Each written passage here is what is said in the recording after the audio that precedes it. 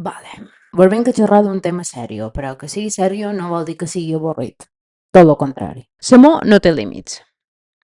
Quan jo era petita, me pensava que era un nin de dins el cos d'una nina. No ho podria controlar. Se me va ficar de dins el cap. Per què? Perquè en aquell moment l'amor entre home i dona era molt tabú, no se'n xerrava, era com a prohibit. I com que jo no coneixia res més del tema, pues vaig arribar a aquesta conclusió, que supos que no seria l'única que arribaria a aquesta conclusió, fins que va arribar un moment, amb l'ajuda, de que vaig descobrir pues, que això no era així. Un home pot estar amb un home i una dona pot estar amb una dona. I aquí vaig dir, ja està, soc una dona que li agraden les dones. És completament vàlid. Voleu deixar, per favor, que la gent estimi a qui vulgui estimar i que sigui lliure de fer-ho. Gràcies. Si en vez de donar discursos d'odi es pogués transmetre més amor, no estarien passant les coses que estan passant a l'actualitat. Si hi hagués més empatia, no estarien passant aquestes coses que estan passant ara mateix. I no me vengueu a justificar res, perquè arribats a una certa edat podem crear les nostres decisions independentment de lo que mos hagin ficat en el cap. Te poso un exemple molt fictici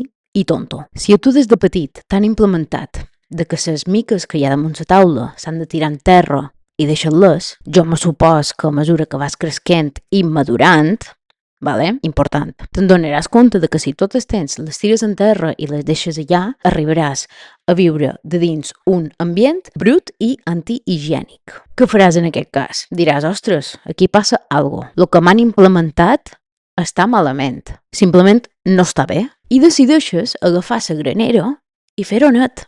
En el principi serà un pic cada mes, però després serà un pic cada setmana i després serà un pic cada dia. I aquestes petites decisions te fan tenir un ambient net. Això ha estat una metàfora, perquè m'entenguis. Òbviament no canviaré a ningú, però estaria bé que ja que mos han implementat en aquesta societat l'odi i el materialisme, sempre està bé que hi hagi qualcú que mos faci recordar que el més important és l'amor. No deixeu d'estimar. Estimau a qui vulgueu i fora por.